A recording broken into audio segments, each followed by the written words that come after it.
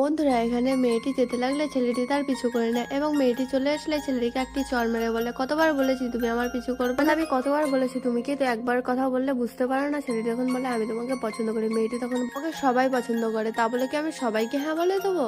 ছেলেটি বলে, তুমি আমার একবার কথাটা শোনো। মেয়েটির হাতটি ধরে মেয়েটি ছেলেটিকে বলে, দাঁড়াও, আমি এবার তোমার কি অবস্থা করছি তুমি এবার বুঝতে পারবে। পরের দিন মেয়েটি ছেলেটিদের বাড়ি চলে যায় আর এবং ছেলেটির মাকে বলে, কাকিমা তোমার ছেলে আমাকে ভীষণ ডিস্টার্ব করছে। এবং ছেলেটি তার মার সামনে বলে, হ্যাঁ আমি তোমাকে ভীষণ ভালোবাসি। এবং মা ছেলেটিকে বহুত মারধর করতে লাগে। মেয়েটি বলে, তুমি যদি তোমার ছেলেকে না সামলাতে পারো আমি এবার স্কুলে কমপ্লেন করে দেবো। সেই বলে মেয়েটি সেখান থেকে চলে যায়। পরের দিন স্কুলে ছেলেটি আবার মেয়েটিকে প্রপোজ করে এবং ছেলেটি মেয়েটিকে পাগলের মতো ভালোবাসে। মেয়েটি এতে বুঝতে পারে না।